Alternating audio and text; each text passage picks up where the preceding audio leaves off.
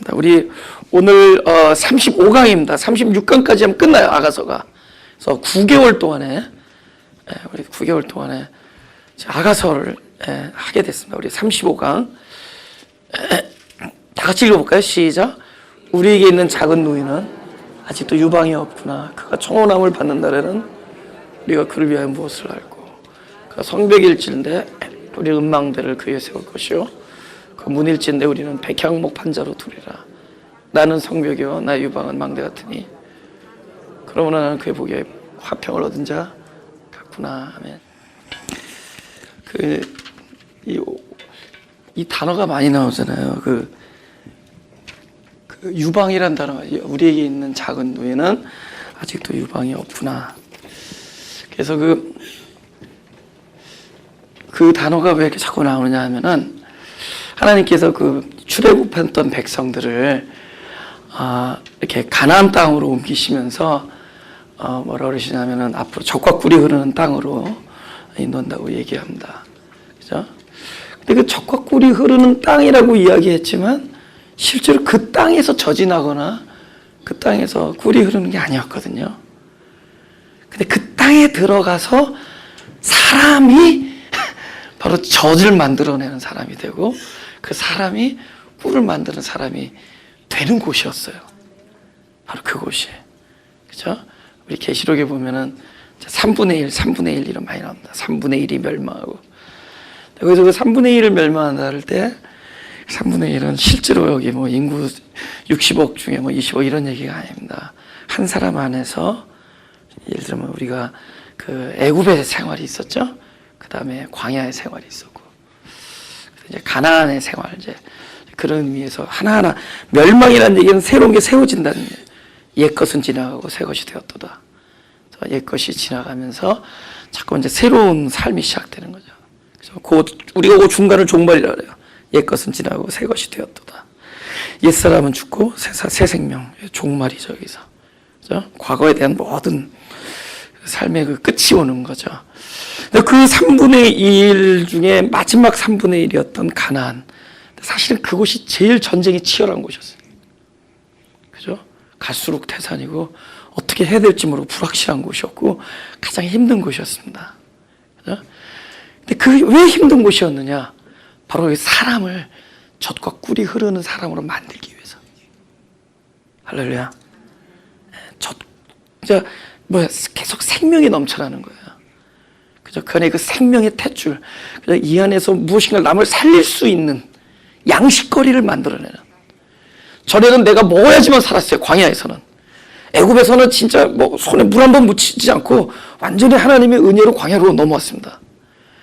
광야에서는 진짜 그곳에서도 그 하나님께서 하늘에서 만나를 내려주시지 않으면 그들은 하나님께서 주시는 양식을 먹어야만 살았습니다. 근데 그렇게 살아난 자들이 결국 요단강을 건너서, 요단강이 뭐죠? 물에다가 발을 대는 거예요. 그죠? 말씀으로 내 옛사람이 죽고 다시 물에서 부활해서 올라오는 겁니다. 그래서 발에 물이 닿는 순간 물이 사라져요. 결국 그 율법의 죽음을 거쳐서 복음의 그 지역으로 넘어옵니다. 근데 그곳은 어떤 곳이냐? 끊임없이 연단이, 끊임없이 나를 해하려고 하는 그런 공격자들의 침입을 받으면서 오로지 예수 그리스도의 이름을 믿고 살아가는 곳. 거기서 무엇만 남냐? 나의 자아는 다 사라지고 오로지 정금이신 그리스도만 남는 곳. 그것은 뭐죠? 그분에 의해서 결국은 내가 살아났기 때문에, 그분으로 인해서 내 안에 충만했던 그리스도만이 나를 통해서 흘러나갈 수 있게, 젖과 꿀이 흐르는 땅. 할렐루야. 근데 이곳은 뭐야? 이 작은 노인은 아직 그 유방이 없다는 걸 얘기하는 겁니다. 우리가 전에도 제가 말씀드렸지만은 나는 가나안이다, 뭐 나는 광야다 이러지 마시라는 거예요. 여러분, 아침에 애굽에서 시작해서 밤에 가나안 됐다가 또 더 깊은 밤에 다시 애굽 왔다 갔다 하는 거 아세요? 특별히 사람이 어떤 스텝이나 어떤 그 처지에 있는 게 아니에요. 옛 생명을 경험하고 그것이 율법으로 말미암아 처리를 받고 죽은 자의, 죽었단 말이에요. 율법은 나를 죽이는 거예요. 그죠? 율법이라는 그 대전제 앞에 우리는 죽어요. 사람은 도저히 사랑할 수 없고 사람은 도저히 용서할 수 없는. 그 옛 생명은 죽지만 바로 옛 생명이 죽는 그 죽은 곳에 산자이신 그리스도가 오셔서 말씀을 성취해요. 그 일은 날마다 있습니다. 우리는 애굽과 그저 광야와 우리는 가나안의 삶을 날마다 경험해요. 그러면서 서서히 그분 그리스도의 장성한 분량으로 가는 겁니다. 그죠? 이 마지막 이 부분은 그 살롬의 여인의 그 전에 그 아직도 유방이 없었던 시절. 사실 10절에 가면 있거든요. 나는 성벽이요 나의 유방은 망대 같으니. 근데 그 시절을 회상하면서 글이 쓰여진 거. 이것이 뭐 오빠들이 말했건 뭐 누가 얘기했건 그건 중요한 거 아닙니다. 그죠? 그 누가 이야기한 게 중요한 게 아니라 그 상황에서 우리가 얻는 영적 생명의 가치가 무엇이냐가 중요해요. 그죠? 그 아직도 없다라는 거. 그럼 아직도라는 단어가 있으면 뭐죠? 언젠간 또 있게 된다는 거예요. 그래서 아직도 없다라는 얘기는 있게 된다는 거예요. 우리가 비록 젖을 만들어낼 수는 없지만 언젠가는 하나님께서 우리 삶에 깊게 개입해서 우리를 젖을 만드는 사람, 나 때문에도 살아나는 사람이 생긴다. 내가 그를 먹고 그를 양식으로 먹고 마셔서 내가 살아나서 나를 통해서도 사람들이 살아나는 사람들이 생긴다. 근데 그것은 내 안에 있는 그분 때문에, 내 안에 있는 그분 때문에. 할렐루야. 내 안에 있는 내 나를 살려준 그분 때문에 그게 있다는 겁니다. 그죠? 요한복음 4장 13절 18절 보겠습니다. 예수께서 대답하여 가라사대 이 물을 먹는 자마다 다시 목마르느니와 내가 주는 물을 먹는 자는 영원히 목마르지 아니하리니 나의 주는 물은 그 속에서 영생하도록 솟아나는 근데 물샘이 더 정확해요. 파운틴 워러가 아니라 워러 파운틴이에요. 그래서 이제 물샘이 되리라. 결국은 주님께서 자기 자신을 물샘으로 주시겠다 그럽니다. 자기 자신을, 그죠? 자기 자신을. 그러니까 주님께서 말씀하시면 그 말씀은 언약이 되죠. 언약. 언약으로 출발해서 언약이 내 안에 머무르게 되는 순간에 그 언약은 끊임없이 영생하도록 솟아나는 샘이 됩니다. 그죠? 그래서 절대로 없어지지 않아요. 우리 이 안에 거하게 됩니다. 근데 그 주님께서 하신 그 말씀, 그 말씀이 내 안에서 샘이 되는데 그 말씀이 바로 자기 자신이에요. 주님은 자기 자신을 주시겠다고 해요. 그런 방식으로 우리를 젖과 꿀이 되는 물을 만들어내는 사람으로 만들어내요. 그렇죠? 우리 본문을 잠깐 볼까요? 본문. 우리에게 있는 작은 누이는 아직도 유방이 없구나. 그가 정원함을 받는 날에는 다 같이 시작. 우리가 그를 위하여 무엇을 하고. 이게 중요한 얘기예요. 이거 아주 중요해요. 왜냐하면 전 앞으로 제가 앞으로 얼마나 설교할지 모르죠, 그죠? 지금까지 15년을 설교했는데 일단 여기 그 교회를 개척한 지가 15년 됐으니까 얼마나 많이 설교했어요. 근데 그 설교의 모든 내용의 공통점이 15년 동안의 공통점이 바로 얘기를 하려는 거예요. 아주 중요한 어떤 그 분기점이 있습니다. 그게 뭐냐? 이 전 상황은 뭐냐? 전 상황은 내가 어떻게 사느냐의 문제예요. 많은 사람이 여기에 머무르고 있어요. Just tell me how to live. 어떻게 사느냐. 그죠? Tell me how to please God. 하나님 어떻게 기쁘게 하느냐. 내가 what kind of attitude를 가져야지. 어떤 자세를 가져야지 하나님 기뻐하시냐. 많은 사람들이 여기에 머무르고 있다는 거죠. Tell me how. how를 알려드리는 방법론. 어떻게 해야 정결한 삶을 사느냐. 어떻게 해야 거룩한 삶을 사느냐. 근데 이게 참 좋은 얘기잖아요. 그죠? 듣긴 맞는 얘기고. 근데 맞는 얘기인데 또 큰 관점에 우선 맞지 않는 얘기일 수 있어요. 왜냐면 Tell me how 그런 거예요. 앞으로 그 삶을 누가 살겠다는 거예요? 내가 살겠다는 거예요. 내가 그렇게 살겠다는 거예요. 내가 거룩하게 살겠다는 거예요. 근데 이런 이야기는 뭐냐면 누군가 이야기해주면 how를 이야기해주면 거룩한 삶을 살 수 있다는 착각을 하게 되는 거죠. 저나 여러분은 뭐예요? 거룩한 삶 앞에 무슨 자다? 할렐루야. 우린 죽은 자들이에요. 거룩한 삶을 살 수 있는 분은 그리스도 예수 한 분입니다. 산자이신 그분 한 분이세요. 근데 아직도 우리는 그 착각에서 벗어나지 못하겠어요. 네. 그래서 계속 이 분기점이 넘어가야 돼요. 무엇으로 넘어가죠? 십자가에서 예수와 함께 죽음으로 넘어가. 이게 십자가의 경계예요. 그죠? 그것은 그분만이 죽은 게 아니라 그분은 자기 생명을 주기 위해서 주시고 우리는 그 산자의 생명을 받기 위해서 옛사람이 죽는 곳이에요. 할렐루야? 우리는 죽는 거예요. 우리는 죽은 자로서 그리스도를 만나는 겁니다. 그 죽은 자가 하우가 어디 있어요? 죽은 자가 뭘 할 수 있겠어요? 그때부터 누구의 영역이냐? 더 이상 내가 사는 것이 아니요 그리스도가 사시는 거죠. 할렐루야?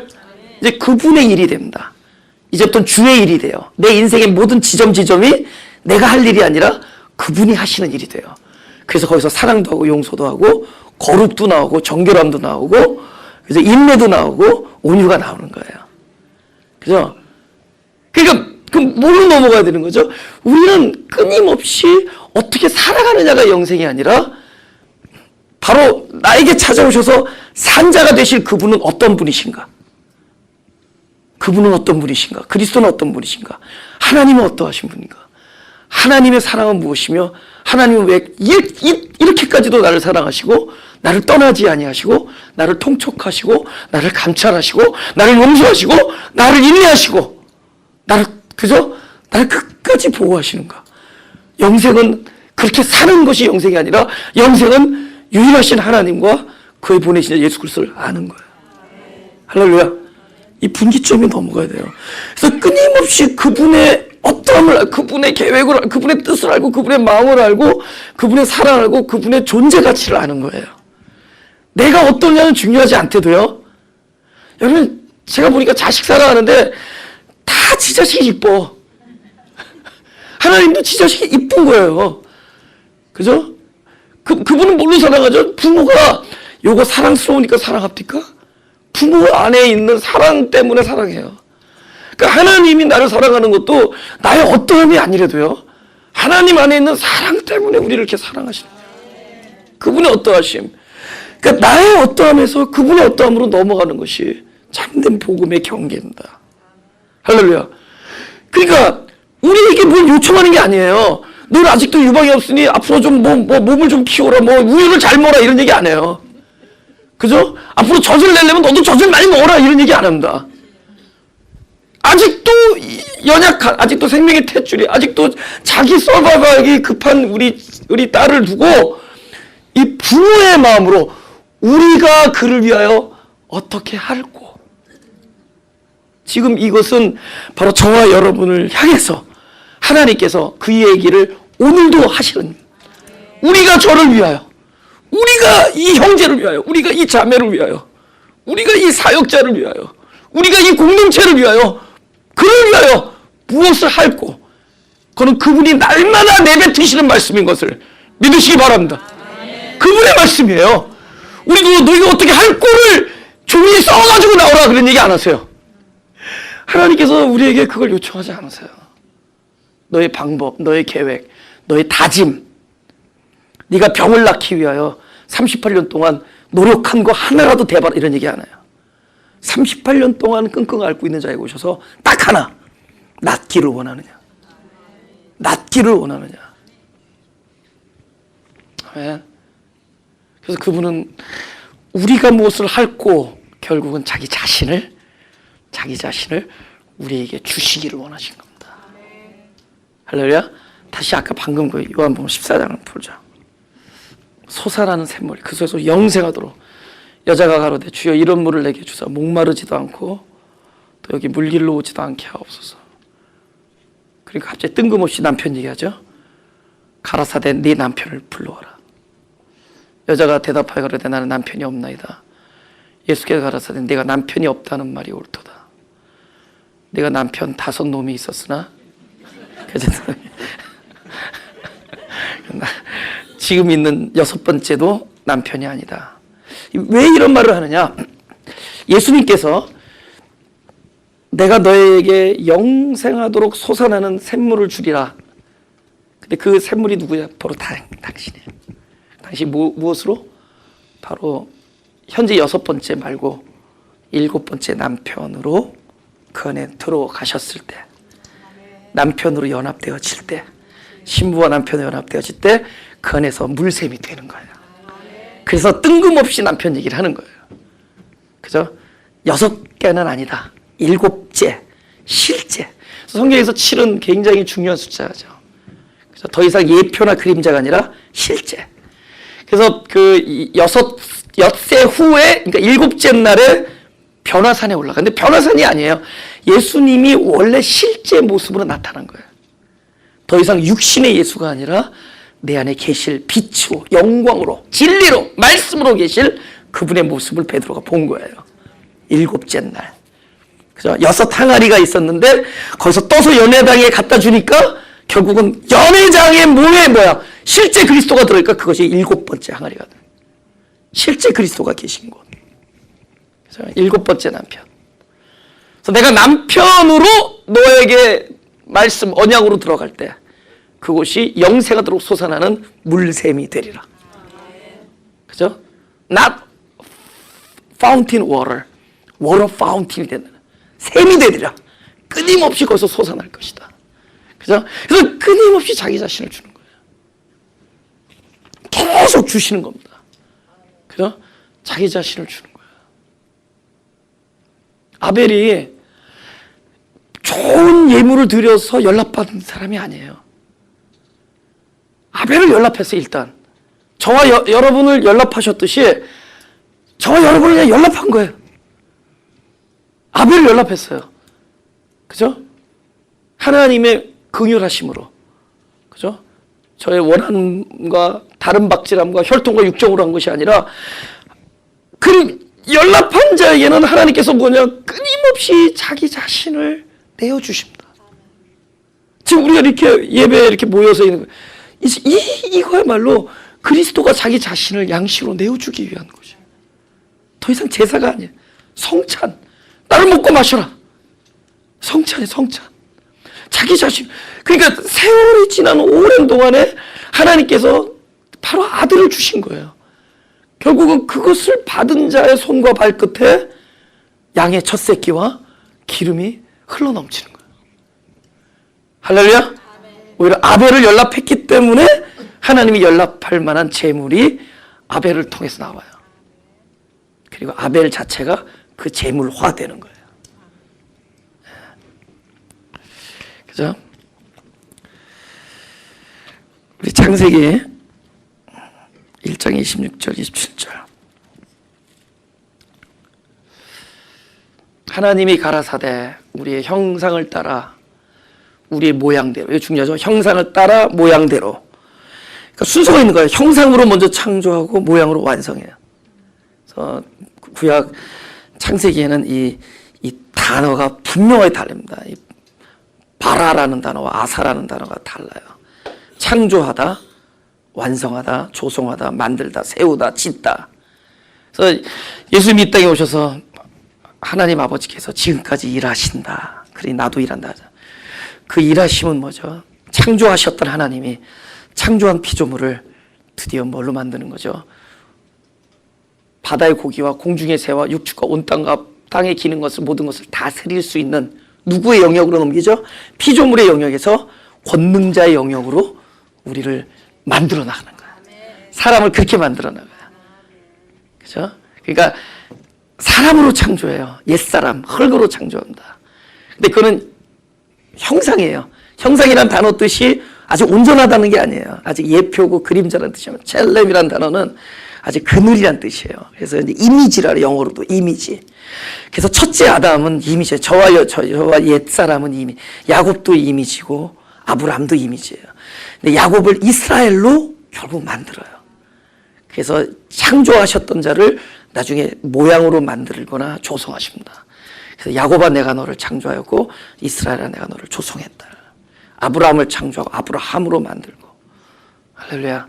그래서 형상을 따라 형상으로 출발해서 모양으로 만들. 이게 뭐야? 우리가 하시는 거예요. 바로 그분께서 우리를 젖과 꿀이 흐르는 땅으로 만들기 위해서, 우리의 마음 땅을 그렇게 만들기 위해서 결국은 이 일을 하고 계시는 거예요. 뭐 옛날에 있다가 없어진 일이 아니라, 과거 뭐 옛날의 얘기가 아니라, 창조하셨던 자를 바로 육축과 공중의 새와 온 땅과 땅에 기는 모든 것을 다스릴 수 있는 그리스도의 신령한 상태로, 그리스도와 연합한 자로, 전능자의 생명으로 거듭내는 작업을 하시겠다는 거예요. 할렐루야. 사람으로 출발해서, 그죠? 형상으로 출발해, 형상을 따라 그분의 본체, 드모트, 모양대로 만들어 나가는 일을 지금도 하시는 거예요. 그분이 하여 우리가 저들을 위하여 무엇을 할고, 창세기부터 출발되는, 그러면서 창조하십니다. 예, 그렇죠? 우리 아가서가 끝나고 나면은 내일 다음 주면 끝나는데 9달 동안 했죠.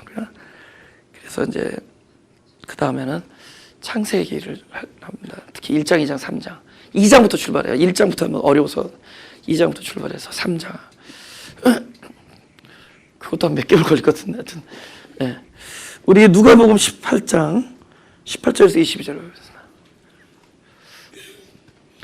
어떤 관원이 물어가로되, 선한 선생님이여, 내가 무엇을 하여야 영생을 얻으리까? 예수께서 이르시되, 네가 어찌하여 나를 선하다 일컫느냐? 하나님 한 분 외에는 선한 이가 없느니라. 영생에 관한 문제. 질문에 뭐가 잘못됐죠? 내가 무엇을 하여야. 아주 잘못. 그럴 때 예수님께서 어떻게 대답하지? 네가 계명을 안 오니? 간음하지 말라, 살인하지 말라, 도둑질하지 말라, 거짓 증거하지 말라, 네 부모를 공경하라 하였느니라. 그죠? 21절, 여짜오도 이것은 내가 어려서부터 다 지켰나이다. 이제 22절이 예수님의 본론이에요. 선악과는 왜 등장하죠?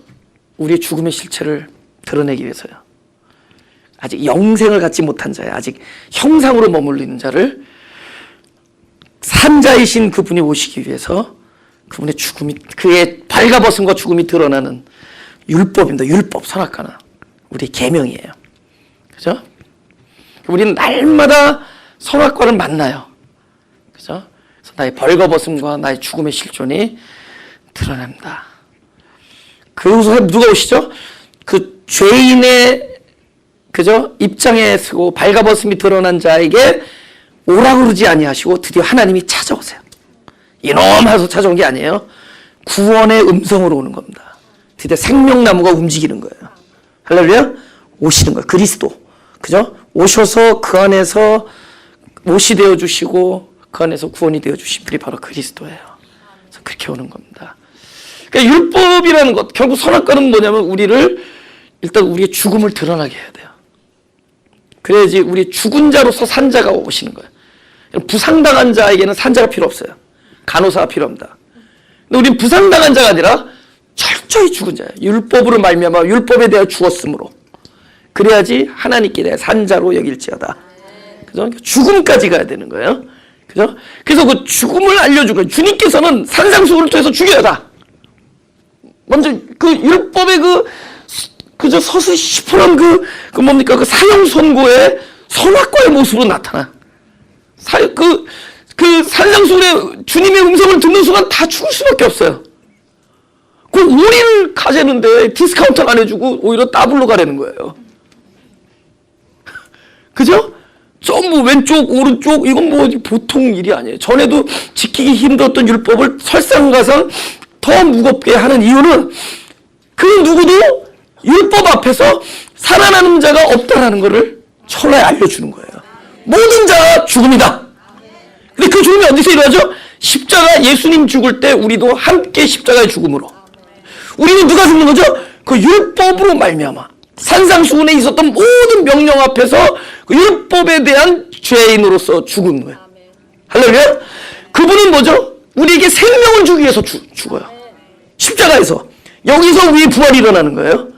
그러니까 모든 자는 다 그러니까 율법은 왜 등장하느냐? 일단 죽이는 거예요. 죽어야지 산자가 오셔서 살아나는 거예요. 근데 아까 20절 말씀 가지고는 안 죽겠더라고. 간음하지 말라, 부모를 공경하라. 왜냐면 21절에 뭐야? 나 지켰다는 거야. 이거 죽여야 되는데 아직도 살아있는 놈이거든요. 그래서 죽이는 율법 하나를 딱 가지고 나온 게 22절입니다. 예수께서 이 말을 들으시기 이르시되 내가 오히려 한 가지 부족한 것이 있으니 네가 있는 것을 다 팔아 가난한 자에게 나눠주라. 그리하면 하늘에서 보화가 네게 있으리라. 하늘에서 보화가 그리스도예요. 할렐루야. 그 마음이 하늘일 때 그 그리스도입니다. 그리고 와서 나를 쫓으라. 이 사람이 재물을 다 버리고 가난한 자를 나눠줄 수 있다면 그것은 자기가 한 것이 아니요, 그 안에서 그리스도가 한 거죠. 그 안에서 그리스도가. 그죠? 그게 하늘의 보화예요. 근데 이 말에 대해서 이 사람은 결국 죽음을 경험하죠. 근심하고 돌아가니라. 누구만 할 수 있어요? 그리스도만 할 수 있는 거예요. 우리가 저를 위해 어떻게 할고, 그죠? 거룩한 삶은 그분의 삶이고 지혜의 삶은 그분의 삶입니다. 할렐루야. 그분만이 할 수 있어요. 저도 이거는 할 수 있어요. 22절은 가진 게 없으니까. 근데 딴 데서 죽죠. 저는 또 딴 데서 죽을 거 한두 가지 다 있으신 분. 아멘. 근데 하나님이 그 인포메이션을 정확히 갖고 있기 때문에 주님이 정확하게 내게 한 가지 부족한 것이 있다 그러면은 뭐 재물이 아닌 거는 또 다른 걸로입니다. 다른 게 있습니다. 진짜요. 다른 건 다 뭐 초월할 수 있는데 그거 가까서는 딱 죽을 수밖에 없는 거예요. 많은 분들, 자녀, 우리 외딸, 외동아들, 그죠? 있어요. 그죠? 나이 드신 어른들, 명예, 인격, 관계 많아요. 특히 여자분들 미모 막 죽어버리는.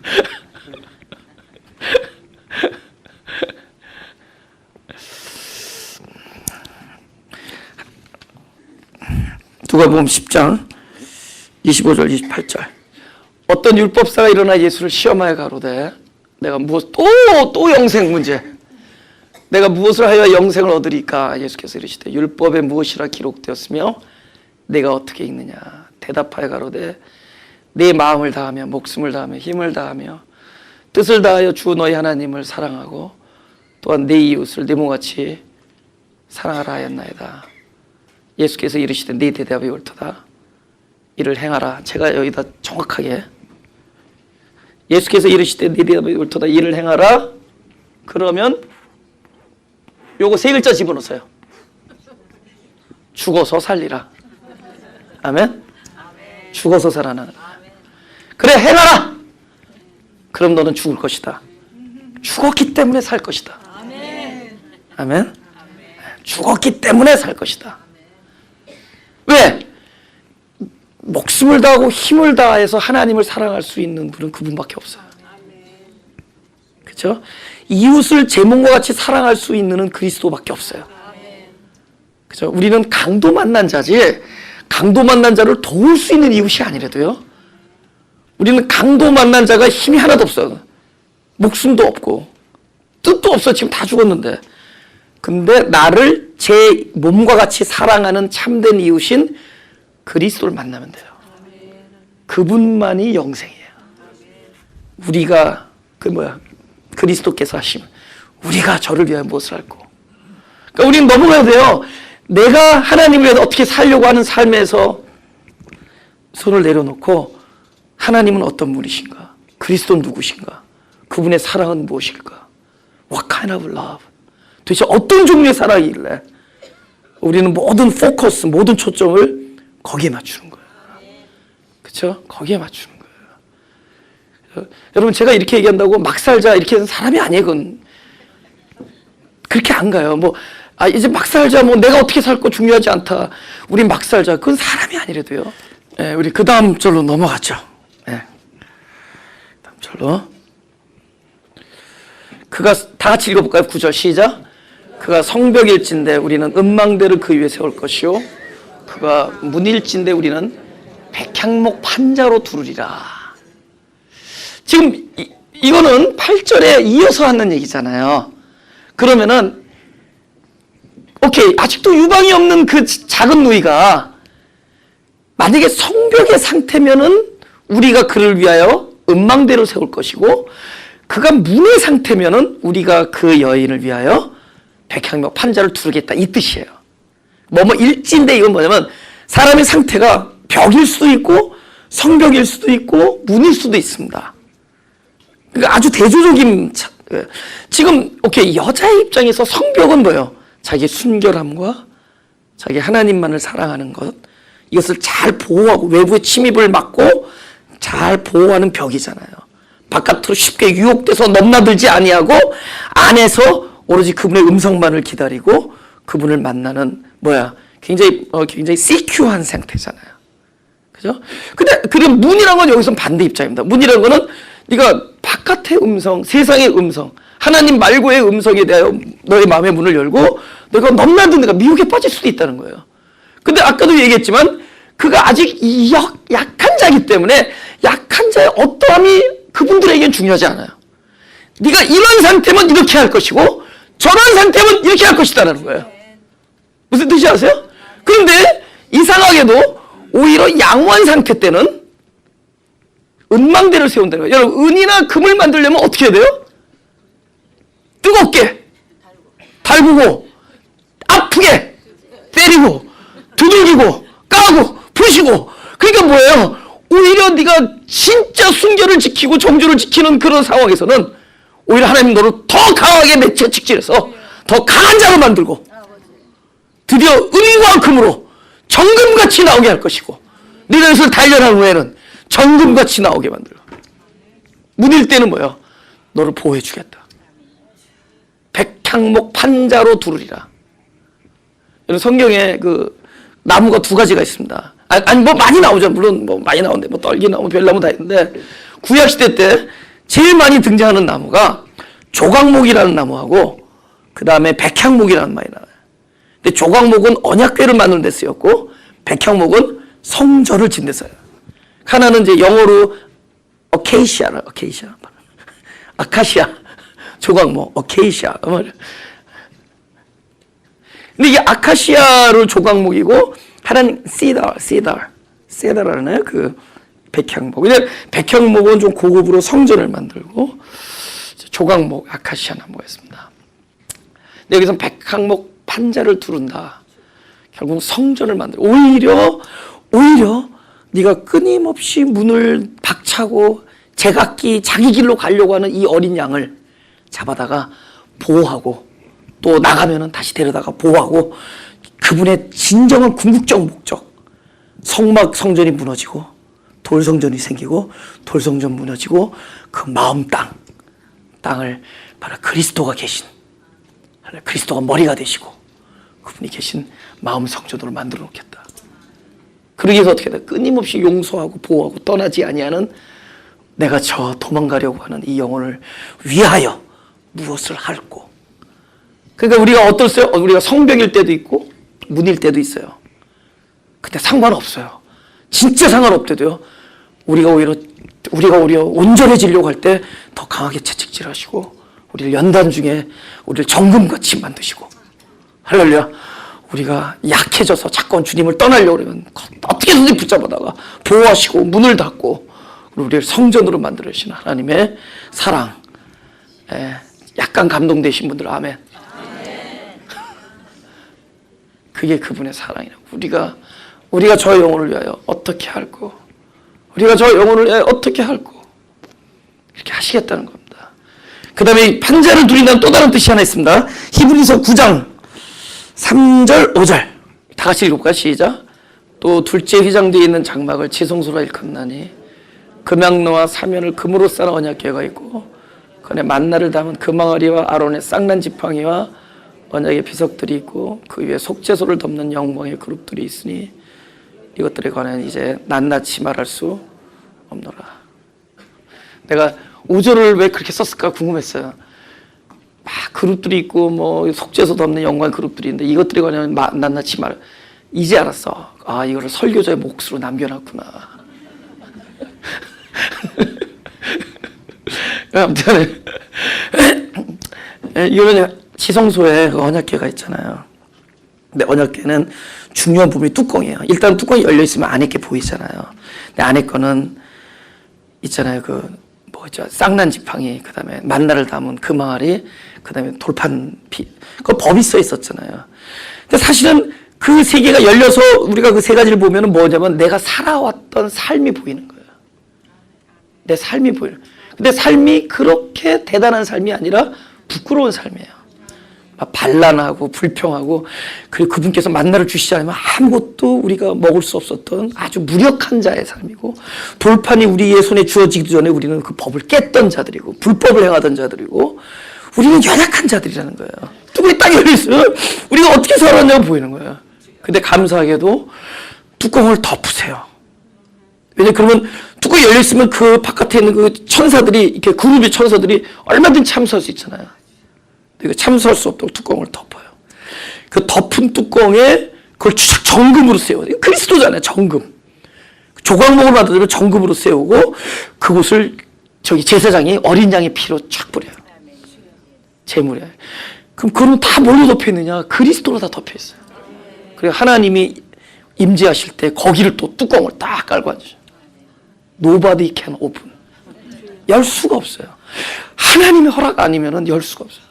그러니까 우리를 그렇게 보호하시는 거예요. 그럼 아까 문을 박항목으로 두른다는 건 결국 그 뚜껑을 덮는다는 얘기라, 일치하는 얘기입니다. 우리를 그렇게 용서하시고 보호하시고 변하지 아니하시고, 할렐루야. 그 당신의 임재로 덮어요. 근데 성경의 계시록에 보면은 그 아포칼립시스라는 단어가 나옵니다. 그게 계시란 뜻이에요. 그래서 그 예수 그리스도의 계시라, 아포칼립시스. 제가 6글자인데 안 외워도 돼요. 왜냐하면 애니메 3글자 이상을 못 외울 걸 제가 알고 있으니까. 그게 뭐 아폴로인가 뭐 이러면서. 근데 이제 이 계시라는 단어는 뭐냐? 아까 말하는 이 반대예요. 뚜껑을 열다예요. 그럼 뚜껑을 열면 뭐 우리의 잘못이 보입니까? 그렇지 않죠. 그분께서는 우리의 잘못을 그냥 덮어두시는 것이 아니라 그리스도의 보혈로 덮고 나서 그 안에 친히 오셔서 우리에게 새 생명을 불어넣어 주세요. 그러면 그 뚜껑 열면 뭐뭐 보이죠? 이 죄인인 나에게 하나님께서 베푸신 사역만 보여요. 그 계시라는 것은 하나님이 나에게 행하신 일이 보여지는 거예요. 할렐루야. 그러면서 뚜껑을. 그러니까 그분은 네가 문이라면은 나는 어떻게 해서든지 너를 보호해서 궁극적으로 너를 성전으로 만들 것이고 용서하시고 뚜껑을 덮어서라도 너를 용서하시겠다. 그죠? 우리 마지막 절을 보죠. 10절. 그래서 우리 다 같이 시작. 나는 성벽이요 나의 유방은 망대 같으니 그러므로 나는 그의 보기에 화평을 얻으자 같으라. 이건 전에 거를 회상했지만 이제는 지금이에요. 그런 우리가 무엇을 할 거라는 그 하나님의 열심으로 인해서 이제는 성벽이요 나의 유방은 망대 같고, 할렐루야. 그러면서 다 같이 나는 시작. 나는 그의 보기에 화평을 얻은 자 같구나. 이게 참 중요해요. 화평을 얻은 자 같구나. 우리가 그냥 살면서 나는 오늘 평화롭다 이 얘기가 참 좋잖아요. 근데 그게 참 불안해. 저 사람이 오늘만 평화로울 것 같구나. 이 불안한 거라. 그러니까 사람이 이 adjective, 그러니까 이 형용사 안에 빠져 있어 버리면은 너무 subjective, 너무 주관적인 기라. 자기야, 자기의 느낌이고. 자기 느낌대로 사는 사람은 그 다음날 또 어떤 느낌을 받을지 우리가 알 수 없거든. 그지? 그걸 뭐라 하냐면 today no, tomorrow don't know. 알 수가 없어. 오늘 할 수 있는데 내일 할 수가 없네. 그러니까 뭐 우리 아내가 뭐 오늘은 사랑스럽다. 내일은 무슨 무슨 마귀 할멈처럼 보일지도 모르는 거잖아요. 아니 그런 거잖아요. 근데 그러면 그분이 마귀였느냐? 아니라고요. 그러면 항상 그냥 그 상대는 상대야. 자기의 관측과 자기의 느낌과 자기의 어떠함이 끊임없이 조속으로 변해. 그죠? 사람은 변해요. 제가 지난주에도 그랬죠. 사람 다 변한다. 단지 어떤 사람은 10년 만에 변하는 사람이 있고 5년 만에 변하는 사람이 20년 변하는지 다 변해. 그러니까 근데 우리는 에브리데이 변한 사람만 변한다 그러지. 변해 결국은. 꾸준하신 분은 하나님 한 분이세요. 할렐루야? 사람이 딱 한 가지 꾸준해. 에브리데이 변하는 게 꾸준해. 에브리데이만 하는 게 꾸준해. 사람은 편해요. 근데 그분만 우리가 서브젝티브, 우리가 너무 이게 주관적인 나의 관측, 나의 느낌 이건 중요하지 않아요. 오늘은 샬롬이다. 너 내일은 모르는 거예요. 그러니까 하나님은 그런 방식으로 우리에게 기쁨을 주지 않는다는 거예요. 어떤 방식으로 주느냐? 나의 기분을 화평하게 만드는 게 아니라, 왜냐면 그 기분이라는 그릇을 우리 하나님도 신뢰 못해. 화평을 줘요. 그게 그리스도. 그리스도를 주면 화평해져요. 할렐루야. 그리스도를 받으면 안식이고, 우리는 그리스도를 받은 자로 사는 거예요. 그죠? 누가 지혜로우냐? 그리스도가 그 안에 있으면 지혜예요. 그죠? 그리스도가 그 안에 있으면 지혜예요. 자, 그러니까 결국은 형용사에서 명사로, 존재로, 우리의 어떠함과 느낌과 디스크립션에서 존재로 넘어가야 돼. 그래서 존재를 얻는 일이 돼. 할렐루야. 왜 옛날에 안식일에 일을 못하게 하는 줄 아세요? 안식일에? 안식을 네가 바깥에 들에나 바깥에 나와서 땀 흘려서 얻을 수 있는 게 아니니까. 안식은 그리스도, 안식의 주인이신 그리스도를 얻을 때 안식이다. 그럼 뭐예요? 기다리는 거예요. 안식이 올 때까지 기다리는 거예요. 할렐루야. 우리 끊임없이 안식인 그리스도를 얻을 때까지 기다린 거예요. 그죠? 그분을 얻었어요. 안식을 얻고, 그래서 나의 모든 날이 주일이 되고 나의 삶이 11조가 되는 거예요. 11조의 주인이신 그리스도를 얻은 다부터 나의 모든 삶이 11조가 되는 거예요.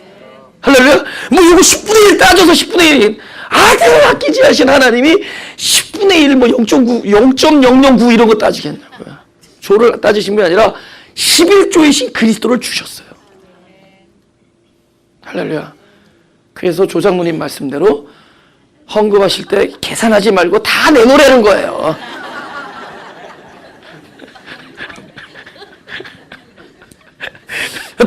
화평을 얻은 자. 그렇죠? 요거만 찾아보죠. 누가복음 5장 4절 6절 말씀을 마치시고 깊은 데 말씀을 마치시고 시몬에게 이르시되 깊은 데로 가서 그물을 내려 고기를 잡으라. 시몬이 대답하여라. 선생이여, 우리들이 밤이 맞도록 수고를 했을 때 얻은 것이 없지만은 말씀에 의지하여 내가 그물을 내리리다. 다 같이 시작. 그래야 이제 고기를 메운 것이 힘이 많아 그물이 찢어지는지라. 그다음 요한복음 21장 6절 보죠.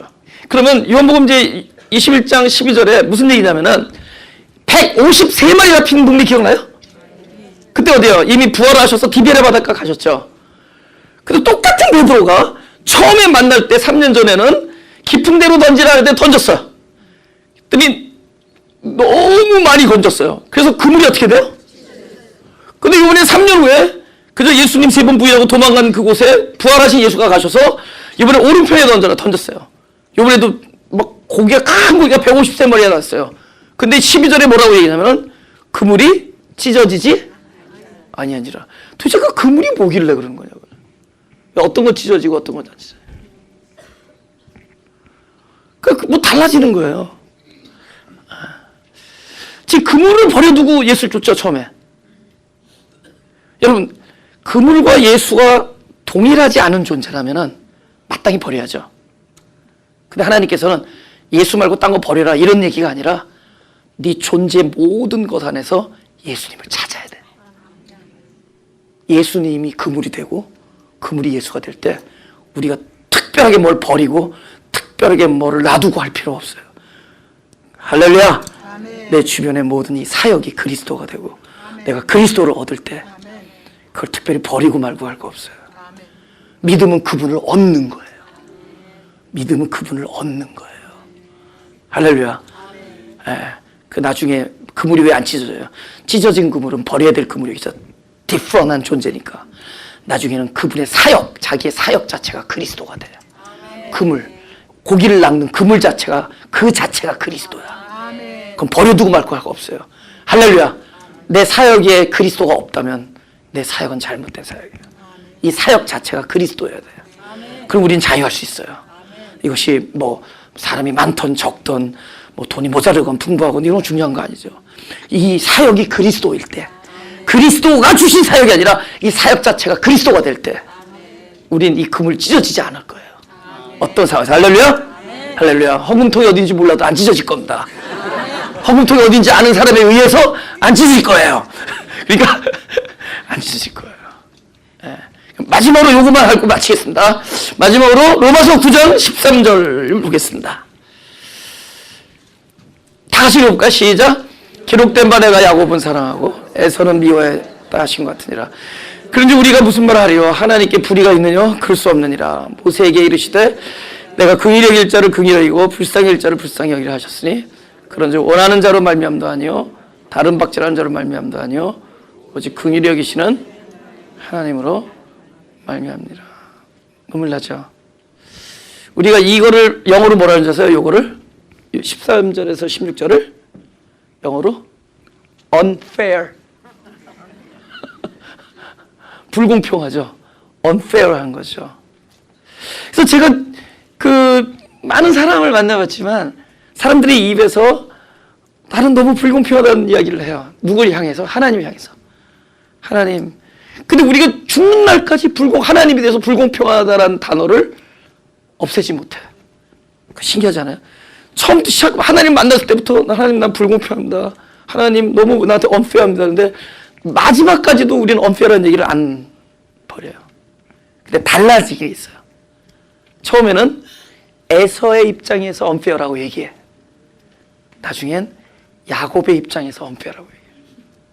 하나님이 어찌하여 나를 이렇게 사랑하시고 어떻게 이렇게 unfair하게 나를 보호하시고 이렇게 나의 일어서고 서심을 통촉하시며 나를 감찰하시고 나를 용서하시고 나를 헤아리시나이까. 그쵸? 그 시편에도 써있죠. 나를 이렇게 감찰하며 시편 140편 이렇게 나를 감찰하시고 나를 아시고 나의 일어섬을 아시고 멀리서도 나의 생각을 통촉하시고 나의 길과 눕는 걸 감찰하시고 나의 모든 행위를 익히 하시고. 그죠? 너무 unfair하지 않습니까? 하나님 왜 나를 이렇게 사랑하십니까? 옛날에는 뭐예요? 하나님 야곱의 에서의 입장에서 하나님 왜 우리한테는 이런 일이 우리 집에는 이런 일이 나가지고. 그죠? 옛날에 교회 안 다닐 때 편한데 어째요? 갈 데가 교회밖에 없어서 갔습니다. 너무 unfair합니다. 그것도 뭐 제대로 뭐 이상하게 교회인지 아닌지 모르겠는 M교회를 나를 보내주셔서.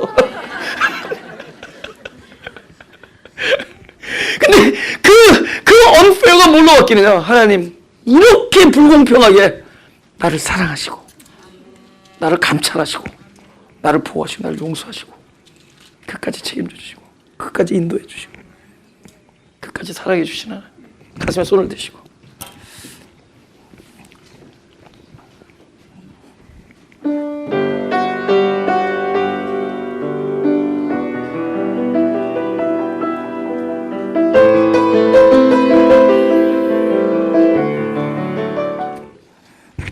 하나님 이 말이 사실입니까?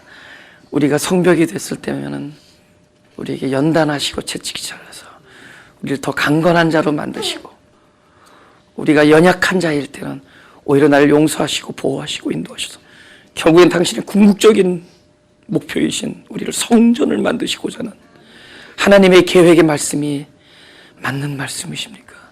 그렇다면 우리는 전적으로 하나님의 어떠함에 의지해서 살게 하시고 당신의 자비하심과 긍휼하심에 기대어 살게 하시고 당신의 약속의 모든 것을 의지하여 사는 자들이 되게 하여 주옵소서. 우리로 인하여 불안하게 우리로 인하여 불안케 여기지 않게 하시고 우리의 삶 때문에 날마다 죄책감에 쌓이지 않게 하시고 오로지 당신의 사랑을 어떻게 해서든지 더 알기를 원하며 당신의 어떠하심 그 긍휼하심이 무엇인지를 더 알기를 소원하며 우리의 모든 관심과 우리 집중을 오로지 유일하신 하나님과 그의 보내신 자 예수 그리스도를 아는 것에 집중할 수 있게 하여 주옵소서. 그 우리 삶이 당신을 찬양하며 당신을 더욱더 알아가며 당신을 더욱 느끼며 감사하며 더욱 사랑하며 그러는 삶이 되게 하여 주옵소서.